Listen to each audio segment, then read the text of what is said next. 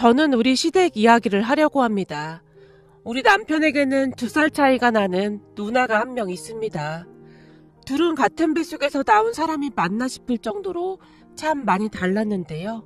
시내에는 공부를 아주 잘해서 서울대 의대를 졸업한 의사입니다. 그에 비해 남편은 공부에는 영 관심이 없었던 모양으로 지방에 있는 대학을 졸업했습니다. 시어머니께서 한정식집을 운영하고 있었기에 남편은 대학을 졸업한 뒤 시어머니가 하는 식당에서 일을 하고 있습니다. 그리고 저는 그 한정식집에서 일을 하다가 남편과 만나 결혼하게 되었고요. 잠시 제 소개를 하자면 저는 오래전에 부모님께서 돌아가시고 할머니 혼자 저를 키우셨습니다. 풍족하게 살진 못했지만 할머니의 사랑이 있었기에 큰 어려움 없이 살 수 있었어요. 사고로 돌아가신 부모님의 유산과 보험금 등으로 저를 키워주셨거든요.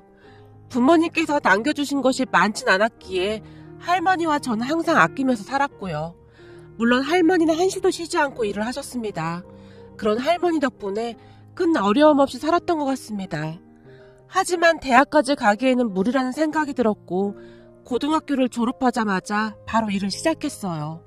그때 당시 친구가 한 한정식집에서 일을 하게 되었다며 저도 같이 일을 하자고 말을 했고 한시라도 빨리 할머니께 도움을 드리고 싶은 마음에 여러 번 생각하지 않고 바로 친구를 따라 그 한정식집에서 일을 하게 되었습니다. 한정식집은 생각보다 꽤 컸기에 단체 손님들로 항상 붐볐어요. 시간이 어떻게 가는지도 모른 채 하루 종일 일만 했던 것 같습니다. 그렇게 몇 년 정도가 지난 어느 순간부터 사장님 아들이 제게 호감을 표시하기 시작했어요. 하지만 먹고 살기 바빴던 저는 그런 사장님 아들에게 아무런 관심도 없었는데요. 언제부턴가 사장님까지 무척 친절히 대해줬어요. 힘든데 좀 쉬면서 해요. 아닙니다. 괜찮습니다. 저만 바쁜 것도 아닌걸요. 그러지 말고 이리 좀 앉아봐요. 내가 듣지 않니? 할머니와 단 둘이 산다고 하던데 부모님은 안 계신 거예요? 부모님은 제가 어릴 때 교통사고로 돌아가셨습니다. 그래서 지금껏 할머니가 저를 키우셨고요. 형편이 너무 안 좋네. 그래도 잘 크긴 했네. 감사합니다. 그 뒤에도 사장님이 제게 자주 이것저것을 물어보며 관심을 보이곤 했습니다. 물론 사장님 아들도 지속적으로 제게 관심을 보였고요. 저기 소민씨, 힘든데 이것 좀 마셔봐요. 아니 괜찮습니다. 내가 소민씨 주려고 일부러 사왔으니까 먹어둬요. 먹어두면 피로가 좀 풀릴 거예요. 사장님 아들이 제 손에 억지로 피로회복제를 쥐어주고는 급히 가버렸어요. 그런 모습을 보며 같이 일하던 이모님 한 분이 제게 조용히 말했어요. 소민아, 여자는 남자를 잘 만나야 하는 거다. 네? 그게 무슨 말씀이세요? 아니, 나는 그냥 여자든 남자든 배우자를 잘 만나야 한다 그 말인 거야.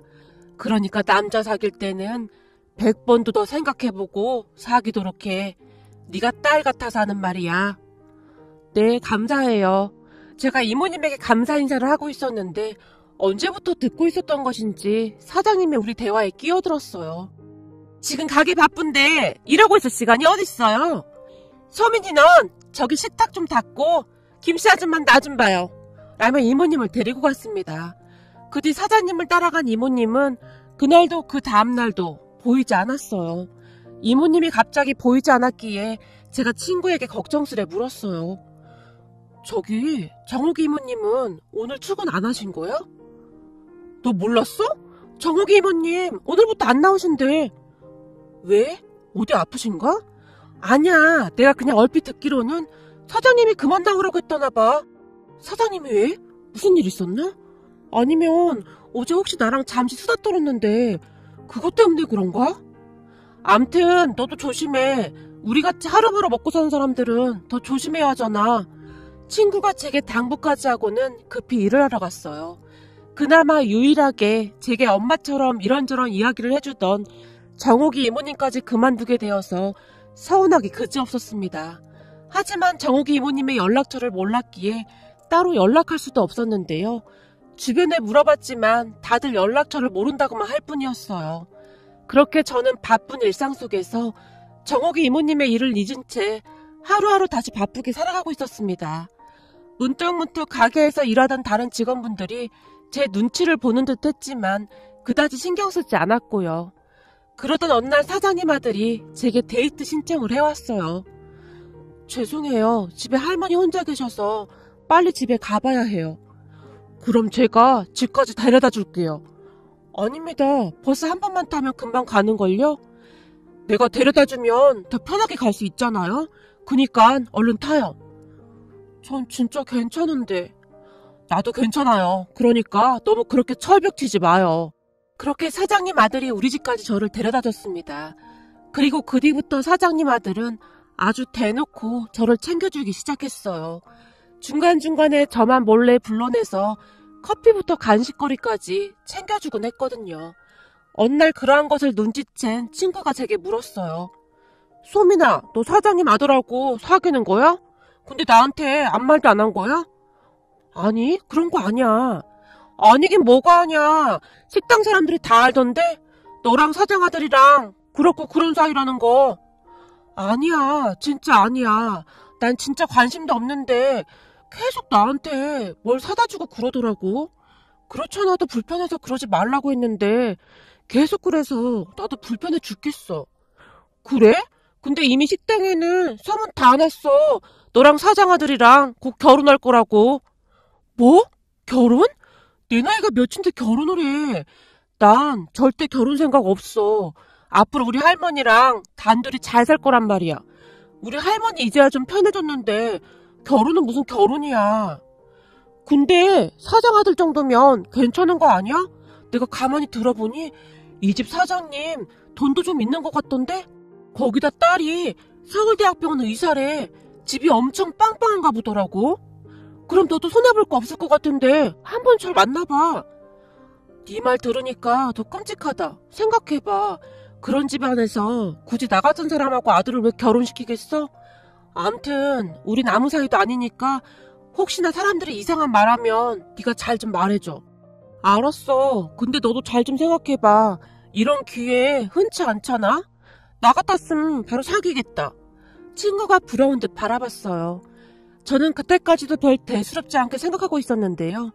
아마도 제가 어렸고 사회 경험이 없어서 그랬던 것 같습니다. 하지만 그 이후 저와 사장님 아들에 대한 소문이 걷잡을 수 없을 만큼 퍼져나가기 시작했어요. 소민이랑 사장 아들이랑 그렇고 그런 사이래. 그렇고 그런 사이라니 내가 듣기론 곧 결혼할 거라던데. 이건 나도 그냥 들은 얘긴데 얼마 전에 사장이 누구랑 통화하는 거 들었는데 소민이가 벌써 임신한 것 같다는 말까지 하던데. 뭐? 임신? 그게 정말이야? 소민이 아주 얌전하게 봤는데 앙큼한 구석이 있었네. 왜 그런 말이 있잖아. 얌전한 고양이가 부뚜막에 먼저 올라간다고. 그래도 사장 아들인데 소민이 입장에서는 좋은 거 아니겠어? 소민이 할머니랑 힘들게 산다며? 글쎄, 과연 그럴까? 잘 생각해봐. 뭔가 이상하지 않아? 이 집이 다른 부잣집이라면 부잣집인데 왜 돈 한 푼도 없고 고등학교만 나온 소민이를 며느리로 들이겠어? 그거야 뭐 소민이가 사람만 놓고 보면 괜찮긴 하잖아? 요즘 애들 중에 그렇게 예의 바르고 착한 애 찾아보기 힘들잖아. 여기저기서 사람들이 수근거리는 소리가 들려왔어요. 제가 놀란 채 아니라고 해명을 했지만 그러면 그럴수록 소문은 더 부풀려질 뿐이었어요. 그쯤에서 저는 고민이 많아질 수밖에 없었는데요. 소문 때문에 그 식당을 그만두자니 고등학교만 졸업한 저에게 그만한 월급을 주는 곳을 찾기도 어려울 것 같고, 그렇다고 해서 계속 다니자니 난감한 일이 계속 일어날 것 같아서 걱정이 되었거든요. 사실 제가 돈을 벌기 시작한 뒤로 할머니께 많은 도움이 되었으니까요. 그렇게 고민만 하던 어느 날, 그날도 식당에서 열심히 일을 하고 있었는데 주인집 아줌마에게 전화가 걸려왔어요. 할머니와 제가 지하세방에 월세로 살고 있었기에 간혹가다 무슨 일이 있으면 주인집 아줌마가 제게 전화를 해주곤 했거든요. 소민아, 지금 큰일 났다. 니네 할머니 말이야. 계단에서 넘어지셨는데 일어나질 못하시는구나. 내가 우선 병원에 가봐야 하는 거 아니냐고 했더니 할머니가 계속 고집을 피우시는구나. 네가 지금 빨리 집으로 와야 할 것 같아. 내가 보니 아무래도 많이 다친 것 같아서 말이야. 네? 할머니가요? 알겠어요. 저 지금 바로 갈게요.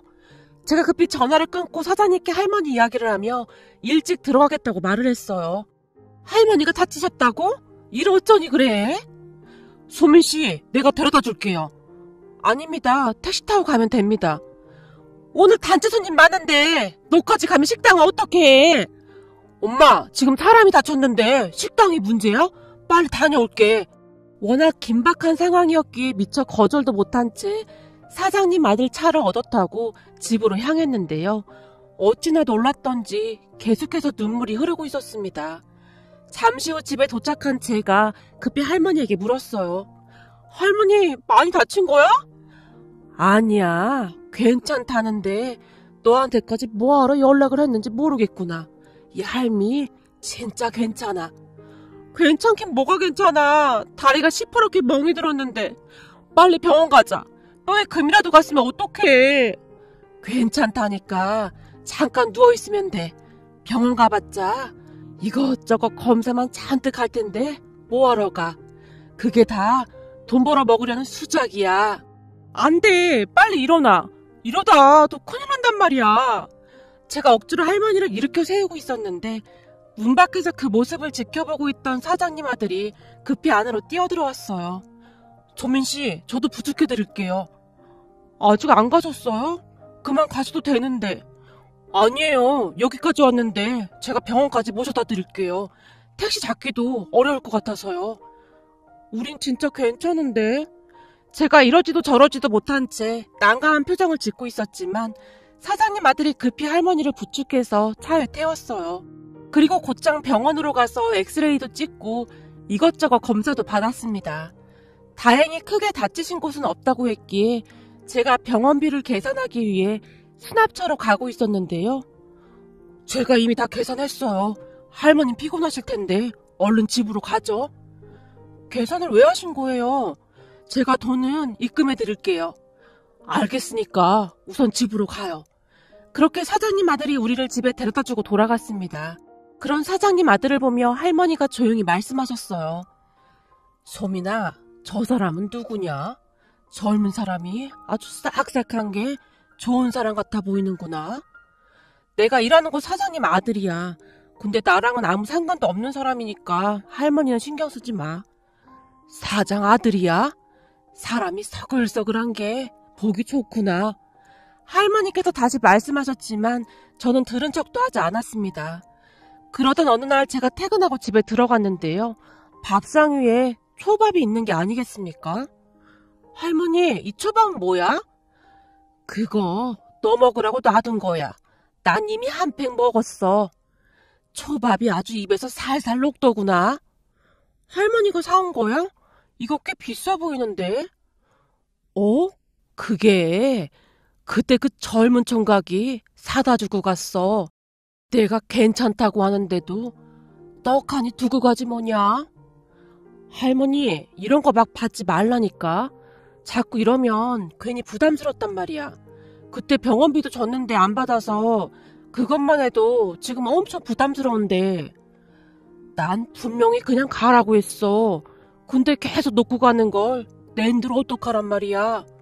할머니의 말에 제가 긴 한숨을 내쉬고 있었지만 할머니는 사장님 아들이 딱히 싫지는 않은 모양으로 얼굴에 미소가 가득했어요. 그런 할머니를 보며 어찌나 마음이 아팠는지 모르겠습니다. 평생 동안 둘이서만 의지하고 살다가 다른 누군가가 관심을 가져주니 할머니는 그저 좋다는 그런 눈치였으니까요. 그 뒤에도 사장님 아들이 우리 집에 찾아와서 할머니에게 참 잘했어요. 우리 할머니에게 잘하는 그 사람이 저도 딱히 싫지는 않았던 것 같습니다. 조금씩 제 마음이 움직이고 있었거든요. 하지만 한편으로는 아무것도 없는 나한테 왜 이렇게 잘하는 것일까 하는 의심이 들기도 했지만 외롭게 살던 우리에게 따뜻하게만 대해주는 사장님 아들에게 조금씩 마음을 열기 시작했습니다. 그렇게 시간이 지나 우리 둘은 점점 가까워져 갔는데요. 어느 날은 사장님이 정식으로 사장님 집에 저를 초대했고 제가 선물까지 준비해서 집으로 갔는데 남친 누나가 집에 와 있었어요. 남친 아버지는 돌아가셨다고 이미 들어서 알고 있었고요. 할머님, 할아버님이 계셨지만 따로 시간을 내서 찾아뵙는다고 했습니다. 뭘 이런 걸 사왔어. 그냥 와도 되는데. 저기 이쪽은 우리 딸이야. 전에 내가 한번 말했었지. 대학병원 의사라던. 안녕하세요. 어서와요. 얘긴 들었어요. 근데 딱 보니 우리 집하고 달라도 너무 다른 것 같은데 이렇게 차이나는 결혼하면 나중에 엄청 힘들 텐데 괜찮겠어요? 넌 처음 본 사람한테 무슨 그런 말을 하는 거야. 제발 말 좀 예쁘게 하라니까. 뭐 하는 짓이야? 내가 뭐 못할 소리 했나? 난 그냥 팩트만 말한 것뿐이야. 결혼이 얼마나 중요한 건데 그냥 막 하면 안 되는 거지. 안 그래요? 네, 맞습니다. 거봐, 맞다고 하잖아. 근데 제 동생이 어디가 좋아서 결혼까지 결심한 거예요? 우리 엄마한테 들어보니 결혼까지 할 것 같다고 하던데. 그게 우리 할머니랑 제가 외롭게 살았는데 지훈 씨가 워낙 잘 챙겨줬거든요. 에이, 겨우 그런 이유로 결혼을 하려고 한다고요? 우리 지훈이랑 나이 차이도 많이 나는 것 같은데 역시나 어리긴 어리구나. 서민 씨, 결혼은 그렇게 막 하는 게 아니에요. 잘 생각해보고 해야 하는 거지. 집안 차이가 나도 너무 나는 것 같은데. 너 자꾸 이상한 말 할 거면 당장 니네 집으로 가. 그동안 혼자 잘 살다가 갑자기 왜 찾아와서 이상한 말만 하고 그래? 내가 뭘 어쨌다고 그래. 그래도 하나뿐인 동생 결혼인데 누나가 그 정도 말도 못하나? 아님, 엄마가 뭔가 찔리는 게 있는 건가? 남친 누나의 성격은 어마어마해 보였는데요. 가족들이 남친 누나에게 꼼짝도 못한 채 오히려 눈치를 보는 듯해 보였어요. 그날 식사를 하고 집으로 돌아갔는데 남친 누나의 가시돋친 말들이 계속 귓가에 맴돈 채 잊혀지지가 않았습니다. 그러던 어느 날 남친 누나가 식당에서 일하고 있던 저를 몰래 밖으로 불렀어요. 소민아, 저기 밖에 나가봐. 어떤 여자가 널 찾아왔더라. 저를요? 제가 급히 밖으로 나갔습니다. 소민씨, 여기에요. 안녕하세요. 안으로 들어오시지 왜 밖에 계세요? 나 사실 이 식당 처음 와봤어요. 엄마가 제가 오는 거 싫어해서요. 네, 근데 저를 왜 보자고 한 거예요? 소민씨 시간 없으니까 간단하게 말할게요. 혹시 돈 때문에 내 동생이랑 결혼하려는 거예요? 네? 그게 무슨 말씀이세요? 아니, 돈 때문에 그런 거라면 이 결혼하지 마요. 세상에 돈이 전부가 아니잖아요? 정말 죄송한데 누님께서 왜 그러시는지는 잘 모르겠지만 전 돈 때문에 그런 건 아닙니다. 그러니 오해하지 말아주세요. 순간 제 목소리가 높아져 있었고 남친 누나가 한동안 저를 빤히 바라보다가는 긴 한숨을 쉰 채 돌아갔습니다. 그리고 우리는 얼마 뒤 결혼까지 했습니다. 남친 누나가 많이 불편하긴 했지만 네 시내는 걱정할 필요 없다. 어차피 따로 살아서 1년에 한두 번 볼까 말까 해. 저를 안심까지 시켰거든요. 우리가 분가해서 나가게 되면 큰 집에 시어머니 혼자 살게 될 거라며 시어머니가 합가를 하자고 했어요. 사실 그때까지는 시어머니가 그다지 불편하지 않았기에 저도 흔쾌히 그러겠다고 했습니다. 하지만 결혼 후 얼마 뒤 신우이가 짐까지 싸들고는 집으로 들어왔어요. 신우이가 짐들을 옮기는 모습을 보며 시어머니가 기겁을 했는데요. 너 지금 뭐 하는 거야? 나? 보면 몰라? 짐 옮기잖아. 나한테도 오케가 생겼는데 이제부터라도 친하게 지내야 할 거 아니야. 너 갑자기 왜 이러는 거야? 그냥 원래 살던 대로 살자. 네가 갑자기 이러면 네 올케가 얼마나 불편하겠니? 올케가 불편할까봐 그런 거야? 혹시 엄마가 불편해서 그런 건 아니고? 뭐? 너 무슨 말을 그렇게 해? 시어머니가 신우이의 눈까지 피한 채 어쩔 줄을 몰라 했어요. 그렇게 신우이가 들어온 뒤로 집안 분위기가 완전히 바뀌게 되었는데요. 결혼 후 시어머니가 제게 집안에서 살림을 하라고 했기에 저는 하루 종일 집안일을 해야만 했어요. 집안일은 해도 해도 끝이 없을 정도였습니다. 그날도 새벽부터 일어나서 열심히 음식을 만들어서 상을 차렸는데요. 아, 뭐야, 음식 맛이 왜 이래? 엄마, 전에 일하던 도우미 이모님은 요즘 왜 안 오셔? 우리 집에서 꽤 오래 일하셨잖아. 어? 그게 말이야, 네 올케도 있는데 그럴 필요가 뭐가 있어. 그때야 우리가 다 바쁘니까 어쩔 수 없이 그런 거지. 그래? 근데 올케가 아직 어려서 그런지 음식을 진짜 못하네. 도저히 먹을 수 있는 맛이 아니야. 내가 도우미 이모님 오는 비용 줄 테니까 이모님 다시 불러. 뭐하러 그래? 그리고 음식 맛도 괜찮구만. 괜찮긴 뭐가 괜찮아. 딱 봐도 간이 하나도 안 맞는구만. 암튼 그렇게 알고 내일부터 당장 이모님 다시 불러. 나 병원에서 밥도 제대로 못 먹으면서 일하고 있는데 집에서라도 밥을 잘 먹어야 할 거 아니야. 내일 당장 다시 오라고 해. 나 2번 말하는 거 싫어하는 거 알지? 알았어. 내가 오늘 전화해볼게. 아무리 봐도 뭔가 조금 이상했는데요. 시어머니는 신우이 앞에서 꼼짝도 못한 채 항상 눈치만 봤거든요. 결국 신우이의 성화에 가사도우미 이모님께서 다시 오셨습니다. 그 바람에 저도 좀 편해지나 싶었는데 시어머니는 마치 난 네가 편한 건 절대 못 본다 라는 사람 마냥 시시때때로 저를 부려먹기 시작했어요. 특히나 이상했던 부분은 결혼하고 한 달 정도가 지나고부터 시어머니가 조금씩 이상해지기 시작했는데요. 남편이 있을 때와 없을 때가 달라도 너무나 달랐거든요. 결혼 후 시어머니는 식당에도 자주 나가지 않은 채 제게 잔소리뿐만 아니라 신경질적인 모습까지 보였거든요. 네가 음식을 똑바로 못해서 비싼 가사도우미를 불렀잖니? 넌 대체 똑바로 하는 게 뭐가 있는 거니? 하긴 식당에서 알바나던 네가 뭘 똑바로 할 줄 아는 게 있긴 하겠니? 우리 아들이 하필이면 너 같은 게 좋다고 해서 나도 어쩔 수 없이 널 들였지만 너 각오해야 할 거야. 내가 그렇게 호락호락한 사람이 아니거든. 그동안 우리 집에 들어왔다가 3달 이상 넘긴 애가 단 한 명도 없다 그 말이야. 네 남편이 아직까지 혼인신고하자는 말 없었지? 그게 왜 그런 줄 아니? 살겠다고 들어왔다가 다들 나가버려서 내가 한 1년은 살아보고 혼인신고하라고 했거든. 그니까 너는 한번 버텨보던지. 가능할지는 모르겠지만 남편과 신우이가 있을 때는 한없이 다정하기만 하던 시어머니였지만 저와 단둘이 있을 때는 무서우리만큼 표적스러운 표정으로 저를 노려보곤 했어요. 그날도 제게 한바탕 쏟아내고 방으로 들어가는 시어머니를 보며 가사도우미 이모님이 주방 쪽으로 저를 잡아 끌더니 제 귓가에 속삭였습니다. 세대, 정신 바짝 차려. 저 양반 아주 독종 중에 독종이야. 그동안 결혼하고 살겠다고 들어온 사람이 2명 정도 되는데 저 양반이 다들 쫓아냈다니까. 저 양반 주특기가 아들하고 며느리 이간질 시키는 거야. 아주 그쪽으로 타고난 사람이라니까. 옆에서 보고 있으면 무서울 정도야. 사실 나도 이놈의 집구석 다시는 안 오려고 했는데 세댁 신우이가 하도 부탁해서 오게 된 거야. 그래도 세댁은 좀 나은 편이야. 똑똑한 신우이가 딱 지켜주고 있으니까. 그래도 깐깐한 신우이가 세댁은 좋게 본 모양이야. 네? 형님이 저를 지켜주고 있다고요?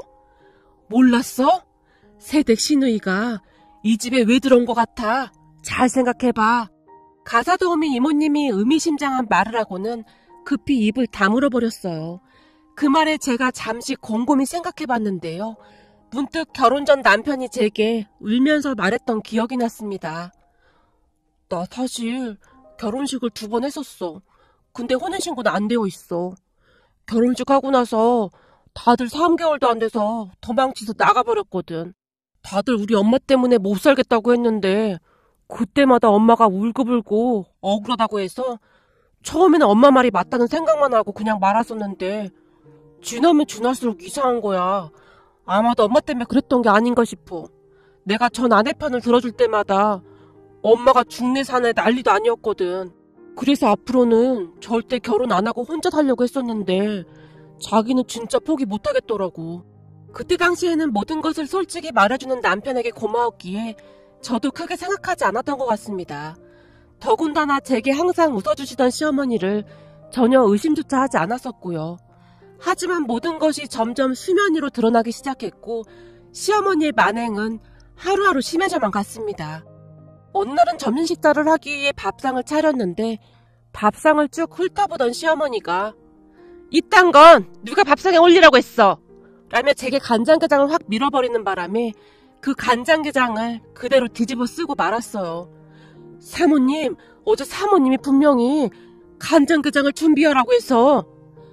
아줌마는 가만히 있어요. 그건 어제 한 말이고 오늘은 내 마음이 바뀌었단 말이야. 어머님 죄송합니다. 제가 바로 치울게요. 그리고 네가 우리 아들 보고 내 방에 자주 가지 말라고 시켰지? 네? 그게 무슨 말씀이세요? 너랑 결혼 전에는 우리 아들이 내 방에서 나랑 얘기도 많이 하고 드라마도 같이 보고 그렇게 지냈는데 너랑 결혼한 후에는 발을 딱 끊었단 말이야. 전에는 이 정도까지는 아니었는데. 시어머니는 정말이지 말도 안 되는 트집을 잡아서 제게 행패를 부려댔어요. 그러던 어느 날은 퇴근 전 남편이 제게 전화를 했어요. 오늘 퇴근할 때 뭐 사갈까? 뭐 먹고 싶은 거 있어? 떡볶이랑 순대가 먹고 싶어. 겨우 그거야? 알았어. 내가 갈 때 사갈게. 시어머니의 갖은 행포 속에서도 자상한 남편 덕분에 참을 수가 있었어요. 그런데 남편이 뭔가를 들고 우리 방으로 들어가는 것을 시어머니가 봤단 모양인데요. 다음날 남편과 시누이가 출근을 하자마자 너 혼자 처먹으니까 맛있냐? 맛있어? 라고 삿대질을 하더니 순식간에 제 뺨을 올려붙였어요. 가사도우미 이모님이 놀란 채 시어머니를 말렸지만 어디서 이런 재수없는 게 들어와서 우리 아들이랑 내 사이를 이간질시켜? 라며 다시 제 등짝을 내리치기 시작했어요. 제가 놀란 채 눈물만 뚝뚝 흘리고 있었는데요. 잠시 후 시어머니 휴대폰으로 전화가 걸려왔어요. 나 점심때도 이모님이 해주신 음식 먹고 싶거든? 도시락 싸서 올케 보고 병원으로 가지고 오라고 해. 뭐? 네 올케한테? 아무리 그래도 그건 좀 그렇지 않니? 그냥 점심은 병원에서 알아서 먹어. 도시락 좀 가져다 주는 게 뭐가 힘들다고 그래? 그건 그런데 네 올케 오늘 집에서 할 일 많아서 그래. 오랜만에 이불 빨래도 해야 하고 그리고 대청소도 해야 하거든. 그럼 그냥 사람 불러. 내가 돈 줄 테니까. 그리고 엄마 요즘 식당에 자주 안 나가나 보네? 어? 그게 말이야. 지훈이가 잘하는데 엄마까지 나가 있을 게 뭐가 있어. 네 올케가 워낙 모르는 게 많아서 내가 가르칠 게 많거든. 뭐가 그렇게 많아? 집안 살림은 앞으로 사람 써. 내가 돈 더 줄 테니까. 암튼 올케 늦지 않게 보내. 시어머니가 전화를 끊자마자 짜증을 냈어요. 암튼 까탈스럽기는. 아유, 징글징글 맞은 기집애. 너, 네 시누이 점심 도시락 좀 갖다 주고 와라. 오늘 집안일 할 거 많으니까 얼른 갖다 주고 와. 결국 잠시 후 시누이의 점심 도시락을 챙겨서 병원으로 출발을 했어요. 그런데 병원에 도착한 저를 보자마자 시누이가 얼굴부터 이곳저곳을 살피기 시작했어요. 그리고는 저를 데리고 어디론가로 향했는데요. 그곳에 들어서던 제가 놀란 채 시누이를 바라봤어요. 형님, 여긴 왜 온 거예요? 몰라서 물어? 증거를 남겨둬야지. 시누이는 그 한마디만은 할 뿐이었어요. 그리고 며칠 후 시누이가 가족들을 다 불러모았는데요. 엄마, 그동안 연기하느라 힘들었겠어. 대단해. 아주 감쪽 같아서 우린 진짜 몰랐잖아. 뭐? 연기? 그게 무슨 말이야? 우리 없을 때마다 올케한테 몹쓸 짓 아주 많이 했더라고. 내가? 내가 무슨 몹쓸 짓을 했단 말이야? 너 혹시 네 시누이한테 이상한 말 한 거야? 시어머니가 저를 노려봤어요. 아니, 올케는 워낙 순둥이라 그냥 당하고만 있었잖아. 그래서 그동안 지훈이랑 내가 증거를 찾고 있었거든. 우선 이거부터 보자고. 시누이가 휴대폰을 꺼내서 동영상을 재생시켰어요.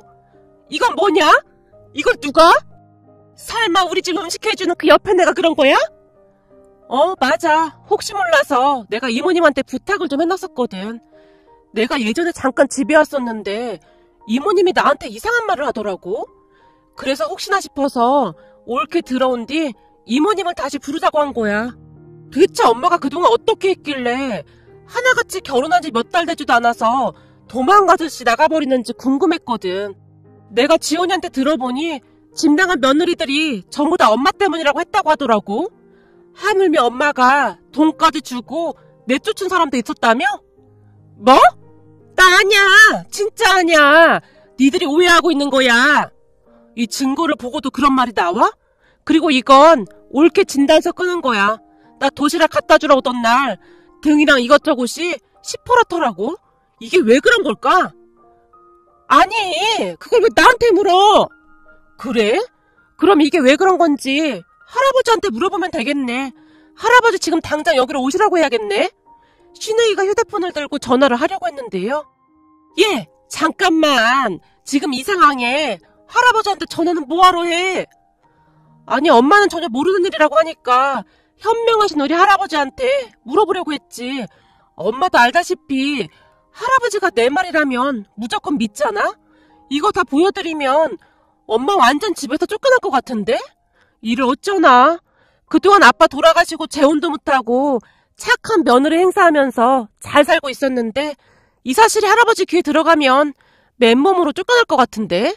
지금 엄마랑 사귀고 있는 그 아저씨가 엄마 빈손으로 쫓겨나도 괜찮대? 신우이의 입에서 충격적인 사실들이 터져나오기 시작했어요. 그 순간 남편이 놀라서 외쳤는데요. 뭐? 남자? 엄마 남자도 있었어? 누나, 나한테 그런 말을 안 했잖아. 너한테 말 못한 건 미안한데 이게 내 입으로 말하기가 좀 창피하더라고. 남자가 완전 양아치 중에 양아치거든. 얘들아, 절대 아니야. 그 사람은 그냥 친구야, 친구. 엄마, 자꾸 그렇게 거짓말하면 안 될 것 같은데. 아빠가 병원에서 출병 중일 때도 엄마 그러고 다닌 거 사실 나 다 알고 있었어. 아니, 네가 어떡해. 엄마, 나 머리 하나는 기가 막히잖아. 내가 괜히 서울대 갔겠어? 전에 아빠 병원에 갔었는데 엄마가 그 남자 차에서 내리더라. 둘이 아주 깨가 쏟아지더라고. 내가 지금까지 말 안 한 이유는 그래도 엄마가 우리 친엄마였기 때문이었어. 근데 나 더 이상 못 봐주겠어. 엄마라면 자식한테 이런 식으로 하면 안 되는 거잖아. 엄마가 지원이한테 너무 몹쓸 짓을 많이 했거든. 그러니까 엄마가 조용히 나가. 내가 엄마 혼자 살만한 집 하나는 마련해줄게. 뭐? 나보고 집을 나가라고? 그리고 나 혼자 살란 말이야? 그게 맞는 거잖아. 지원이랑 옳게 그만 힘들게 하고 엄마가 조용히 나가줘. 니들이 나한테 어떻게 이럴 수가 있어. 니들 누구 뱃속에서 나왔어. 내가 니들을 낳아준 엄마잖니? 근데 어떻게 나한테 이럴 수가 있니? 집불도 없는 쟤 때문에 나보고 집을 나가라고? 날 내쫓겠다고? 시어머니 얼굴이 새파랗게 질려 있었어요. 아니지. 우리가 내쫓는 건 아니고 엄마가 스스로 나가야지. 그리고 앞으로 절대 연락하지 말고 조용히 살아. 내가 할아버지한테는 잘 말해줄게. 미쳤니? 내가 나가게 왜 나가? 엄마가 안 나가면 난 이 모든 사실을 할아버지한테 말할 거야. 엄마도 알다시피 할아버지 성격에 엄마 가만 안 놔둘걸? 생사를 오가는 아빠를 두고 바람핀 거 할아버지가 하시면 과연 어떻게 될까? 난 엄마 생각해서 그런 거니까 그냥 엄마 스스로 나가는 게 좋을 거야. 신우이의 말에 시어머니의 낯빛이 점점 어두워져 갔는데요. 시할아버님, 할머님을 몇 번 뵌 적이 있었는데 참 좋은 분들이셨어요. 거기다 시할아버님께서 돈이 상당히 많으신 편이라고 했어요. 식당이랑 아파트도 시할아버님 명의였으니까요. 시할아버님께서는 오래전부터 그 많은 재산을 신우이에게 주겠다고 할 정도로 신우이를 예뻐했다고 합니다. 그토록 신우이를 예뻐했던 이유가 있었는데요. 어느 날 갑작스레 돈을 많이 벌게 된 시할아버님은 배운 게 많지 않았기에 항상 졸부 소리를 들어야만 했다고 하네요. 그런 와중에 신우이가 서울대 의대에 합격해서 의사까지 됐으니 시할아버님께서는 신우이의 말이라면 무조건 믿고 다 해줬다고 합니다. 신우이는 집안의 자랑이었다고 했으니까요. 식당도 신우이가 할아버님께 부탁해서 차려준 거라고 했습니다. 그랬으니 시어머니가 그토록 신우이의 눈치를 봤던 것이었고요. 그리고 며칠 뒤 시어머니가 눈물까지 흘리며 결국 짐을 싸기 시작했어요. 나 한 번만 용서해주면 안 되겠니? 내가 다시는 안 그럴게. 아니, 엄마는 이미 우리 엄마의 길을 포기한 사람이야. 나가서 그 남자랑 잘 살아. 아빠가 투병하던 그때 바람피던 엄마를 보면서 난 이미 엄마한테 정이 뚝 떨어졌거든. 불쌍한 우리 아빠는 그것도 모르고 나한테 엄마를 잘 부탁한다는 말을 몇 번이나 했었어. 난 절대 엄마 용서 못해. 결국 시어머니는 집에서 쫓겨나고 말았어요. 신우이가 정말 무섭긴 했던지 그 뒤 시어머니에게 어떠한 연락도 없었습니다. 그리고 몇 달 후 신우이가 남편과 제게 말했어요. 할머니 혼자 지내시는데 모시고 와서 같이 살아. 연세가 있으셔서 혼자 지내시기 힘드실 거야. 우리 할머니를요? 아니에요. 괜찮아요. 괜히 저 때문에 어머니께서 그렇게 되신 것 같은데 이 와중에 우리 할머니를 어떻게 모셔와요? 옳게 나중에 후회하지 말고 살아계실 때 잘해드려. 돌아가시면 후회밖에 안 남는 거야. 그리고 우리 엄마 일은 옳게 때문이 아니니까 자책하지 말고. 우리 엄마는 고생을 좀 해봐야 해. 그동안 나쁜 짓을 너무 많이 했거든. 신우이의 얼굴이 많이 복잡해 보였습니다. 낳아주신 엄마였기에 신우이의 마음도 좋지 않았을 것이라는 생각이 들었습니다. 그리고 얼마 뒤 우리 딸이 태어났어요. 시할아버님 할머님께서 우리 딸을 너무 예뻐해 주셔서 자주 찾아뵙고 있는데요. 우리 집은 딸이 아주 귀한 집안이다. 우리 손녀가 서울 의대 간 거 봐라. 아주 잘했다. 생긴 게 지 고물을 아주 빼다 박았어. 라며 우리 딸을 아주 많이 예뻐해 주신답니다. 시할머니 말씀처럼 우리 딸이 고물을 쏙 빼닮긴 했거든요. 아무래도 제가 형님을 많이 좋아했기에 우리 딸이 형님을 쏙 빼닮은 게 아닌가 싶네요. 시어머니는 요즘 어디 학교 앞에서 떡볶이도 팔고 김밥도 파는 분식집을 하면서 힘겹게 살고 계시다는데 사는 게 아닌 모양이더라고요. 하지만 형님은 눈 하나 깜빡하지 않고 있는데요. 아마도 시아버님께서 투병 중일 때 시어머니가 그런 것을 보며 누구에게 말도 못한 채 살았었기에 돌아가신 시아버님께 죄책감 같은 것을 가지고 살았던 것 같습니다.